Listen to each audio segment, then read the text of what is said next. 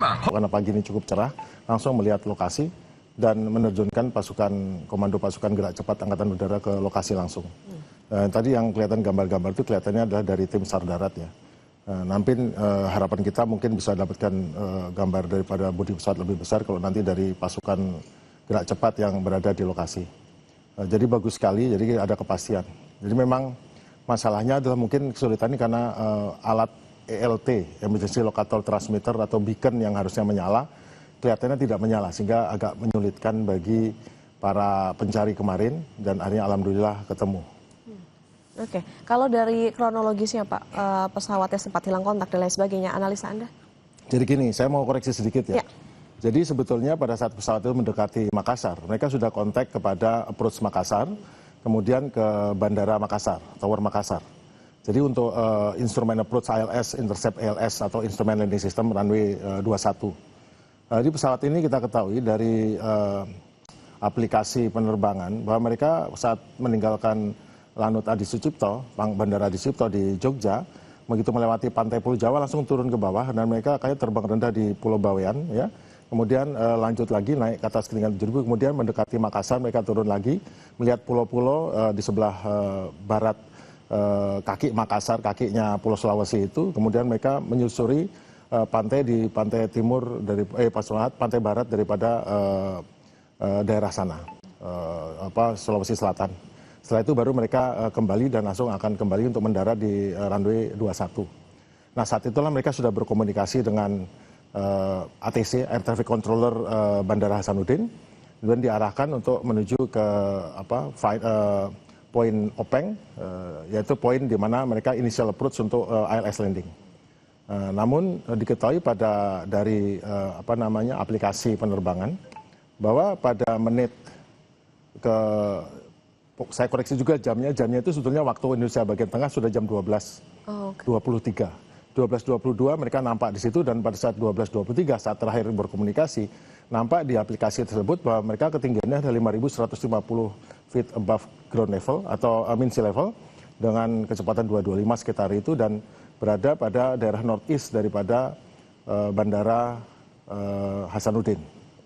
Nah pada saat itu hilang dan memang sangat riskan pada ketinggian itu di daerah itu karena kebetulan gunung-gunung di situ ya tingginya sekitar itu juga. Oke. Nah itu yang jadi pertanyaan adalah mengapa lewat situ. Tapi juga tidak heran karena mereka sebelumnya terbang rendah, jadi kemungkinan mereka terbang rendah menyusuri daratan. Nah kalau daratan naik ya terbangnya naik juga. Jadi istilahnya follow the terrain. Nah ini kelihatan adalah sepertinya ini control flight into the terrain, FAT. Jadi memang terbang secara terkontrol dan menabrak pegunungan atau punggung bukit. Masalahnya ini apakah sebabnya apa, kita tidak bisa, itu analisa yang tepat adalah dari KNKT nanti. Namun kita ketahui bahwa di daerah semacam itu pada pukul siang sekitar jam 12 itu dengan angin cukup kencang dari laut mungkin dan melepuh puing-puing itu kemungkinan bisa ada turbulensi yang cukup besar di daerah pegunungan semacam itu dan sangat riskan bagi pesawat untuk terbang rendah di dekat-dekat atau puncak-puncak gunung ataupun di daerah yang seperti itu. Jadi menurut saya adalah sekarang yang penting adalah menemukan kotak hitam, baik berupa voice data recorder dan mungkin flight data recorder, serta biarkan nanti KNKT yang membacanya dan untuk mengetahui persisnya apa yang terjadi. Kenapa melewati rute itu? Karena memang seharusnya kalau menuju ke suatu bandara, khususnya untuk instrumen approach, landing itu semua harus sampai ketinggian.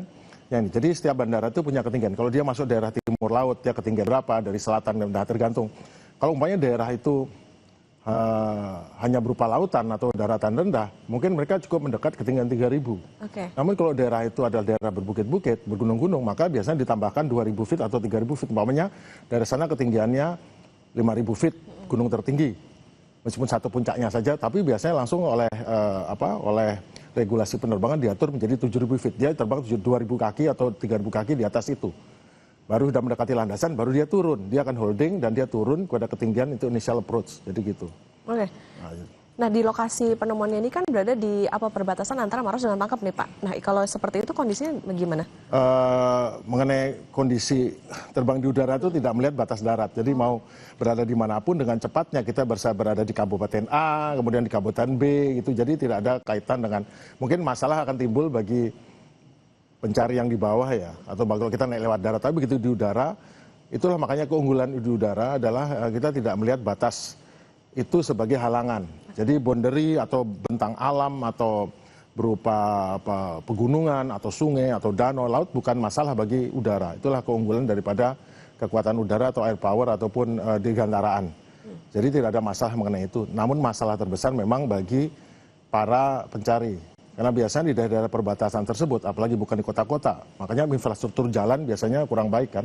Nah, itu jadi masalah. Oke, ada beberapa dugaan Pak, termasuk salah satunya KNKT yang menduga karena emergency locator transmitter yang tidak berfungsi. Nah, penyebab sulitnya ditemukan karena emergency locator transmitter. Kita harus tahu bahwa emergency locator transmitter itu dipasang biasanya kalau di pesawat penumpang ya, biasanya ada dua, satu yang portable diletakkan di depan bisa digapai oleh kru, dan satu lagi yang bersifat permanen berada di belakang pesawat. Nah, dua-duanya biasanya ditempatkan berdekatan dengan flight data recorder dan voice data recorder. Nah, ELT ini berfungsi bekerja dengan beberapa gelombang. Pertama, gelombang 406 MHz itu untuk satelit, langsung ke satelit. Kedua, gelombang 121.5 untuk VHF dan 243 MHz untuk UHF. Nah, untuk yang satelit, ini biasanya dipancarkan. Jadi satelit untuk SAR itu terbagi atas satelit yang ketinggian geostationary orbit, ketinggian 35.000 kaki, itu ada 4 satelit dari Amerika dan Eropa serta India. Sedangkan di tingkat bawahnya ada satelit LEO, low orbit, 7 satelit yang dimiliki oleh Rusia. Mereka bekerja bersama-sama sejak zaman Perang Dingin dulu, dari tahun 79. Akhirnya, jadi kalau ada setiap kali ada LT menyala, maka langsung diterima oleh geostationary orbit dan dikirimkan ke LEO, dan LEO akan ngirim ke MCC. MCC itu adalah ada dari 30 negara, ada 47 MCC di dunia ini yang dan termasuk di Indonesia terletak di Cengkareng. Langsung akan memonitor, menentukan posisi lokasi kecelakaan dan akan menyampaikan kepada tim SAR darat atau tim SAR udara, sehingga tahu koordinatnya, posisinya. Masalahnya adalah ada 3 kemungkinan LT tidak menyala. 1, dia rusak karena hantaman.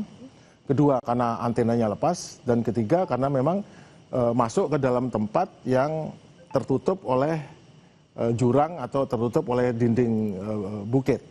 Namun tentu tidak ada alasan untuk satelit, pasti ketangkep. Dan juga kadang-kadang kalau nyemplung ke air, maka dia ada pinger. Pinger itu ada semacam bip yang menyala underwater sehingga bisa terdengar. Dia bisa menyala untuk yang satelit selama 24 jam. Untuk yang frekuensi 121.5 dan 243 MHz itu bersama 48 sampai 50 jam. Jadi sebetulnya nggak ada alasan. Nah, masalahnya kelihatannya dengan hantaman yang besar ini rusak. Karena diaktifkannya ELT ini dengan benturan atau adanya kekuatan gravitasional yang sangat besar mendadak yang bisa dikategorikan terjadi impact, maka dia akan langsung diaktifkan. Oke. Nah, Pak Agung, kalau dilihat mungkin dari analisa sementara begitu ya, kalau dilihat dari bagaimana penemuan lokasinya, kemudian juga puing-puingnya maupun juga dilihat dari kronologisnya, ini bisa dikatakan apakah karena memang faktor cuaca atau ada penyebab lainnya, Pak? Pilot, gini, jadi penerbang pada saat terbang rendah itu terbang dalam situasi VFR. Instrumennya 7.000, dia harus 7.000. Tapi kalau kita terbang visual tanpa menggunakan instrumen, ya kita nggak apa-apa. Terbang lewat celah-celah bukit, di atas ini nggak ada masalah. Karena nanti kita akan membawa diri kita secara visual menuju ke initial point untuk landing. Nah, sekarang ada unik nih. Dia kondisi terbang visual, kemudian mendarat menuju terbang instrumen. Nah, jadi sebetulnya harus visual, dan kelihatannya ini mestinya cuaca. Karena sebetulnya cuaca di pangkalan udara atau di Bandara Hasanuddin itu sangat cerah dengan 8 km visibility. Namun catatannya ada sedikit awan di perbukitan, daerah perbukitan. Dan itu kelihatan dari bandara kelihatan. Nah, jangan-jangan pesawat ini masuk di daerah yang sedikit awan nih. Karena awan sedikit pun dari jauh, begitu dekat sebetulnya awan tebal. Dan awan tebal ini katanya menyelimuti puncak-puncak. Mungkin pesawat ini hanya terbangnya mungkin hanya sedikit di atas atau mungkin sedikit, mungkin hanya nyerempet saja. Tapi kan hanya nyerempet itu kan tetap masalah besar di pesawat. Karena harusnya tidak harusnya jauh, harusnya dia 1.000 feet atau 2.000 feet, 3.000 feet dari ketinggian itu, dia tidak boleh pada ketinggian itu. Oke, melihat dari kemungkinan itu Pak, kemudian juga dari puing yang ditemukan dari visual yang bisa disaksikan ini, artinya begini, dugaannya memang apakah memang terjadi adanya ledakan atau menabrak tebing saja? Kelihatannya mungkin bukan menabrak, kelihatannya seperti menabrak tetapi tidak menghantam tebing, tapi dia seperti menabrak permukaan gitu, sampai karena kecepatan tinggi dia akan terlempar pada jarak yang cukup jauh. Karena di puncak sana kan ketemukan lembaran-lembaran bodi pesawat bagian bawah itu. Kemudian tidak ketemu di situ, berarti pesawatnya masih terlempar ke arah yang dicari, yang ketemu sekarang ini. Oke, itu ada kemungkinan nggak Pak? Misalnya kan tadi kalau dikatakan oleh jurnalis Kompas TV di lapangan bahwa itu akan diperluas lagi areanya. Seberapa jauh kemungkinannya untuk ditemukan lagi di lokasi yang lain begitu? Kalau dia tidak berhenti karena menghantam tebing atau masuk ke suatu tempat yang ini ya, berarti dia akan cukup jauh untuk glosor, istilahnya bisa terglosor ataupun terlempar seperti dilemparkan kan. Seperti ada pesawat, ada sesuatu yang terbang, kemudian kita terpukul gini kan dia akan terlempar. Seperti halnya kita lempar sesuatu, menghantam apapun, dia akan terlempar terus. Selama itu tidak ada yang suatu dinding yang menghentikan dia. Oke, nah Pak, kalau dilihat dari saat ini bagaimana topografi di lokasi ditemukannya, kemudian juga faktor cuaca, apa yang bisa menjadi tantangan bagi untuk tim yang mengevakuasi di sana untuk bisa menemukan bagian-bagian lainnya, termasuk tadi yang sangat penting kan black box salah satunya. Kita bisa lihat di bentang alam dan cuaca. Cuaca menghalangi visibility dan bentang alam ini yang membuat kita bisa lihat di sini betapa jurang-jurang ini akan menyulitkan untuk mendapatkan. Dan saya lihat sekarang beredar di WhatsApp itu ada gambar pesawat yang secara AI dibentuk itu tidak baik, sebaiknya dihentikan itu. Jadi kelihatan pesawat utuh terbakar, itu tolong teman-teman itu harap dihentikan, itu menyesatkan. Kondisinya seperti ini, dia berkeping-keping seperti ini. Laporan dari pasukan yang di sana pun sudah ngelihat, dari helikopter yang lewat juga seperti ini. Ini dari helikopter sepertinya ini. Oke, kalau dilihat dari serpihan yang bisa ditampilkan itu bisa kelihatan nggak Pak ini bagian apa begitu? Itu kelihatan, itu bagian ekor, kemudian bagian ini, memang berkeping-keping seperti itu. Oke, kalau misalnya dilihat itu memang bagian ekor, berarti tadi kemungkinannya itu tadi ya Pak ya, seperti menabrak tapi bukan menghantam. Tidak menghantam langsung, dia nabrak, kemudian habis itu dia menabrak-nabrak sepanjang jalannya sampai dia berhenti, momentumnya berhenti. Pak, tapi kalau tadi dari penjelasan Pak Agung juga artinya gini, tadi ada beberapa kemungkinan soal ILT itu tadi rusak, antena lepas dan lain sebagainya, ada kemungkinan soal human error juga nggak sih Pak? Human error itu nggak bisa, kan gini, pesawat itu kalau kecelakaan itu ada 5M, ada namanya manajemen, ada man, mesin, kemudian ada yang lainnya ya. Itu tidak bisa diambil kesimpulan karena kadang-kadang kita menyangka begini, kadang-kadang hal yang lain. Ya.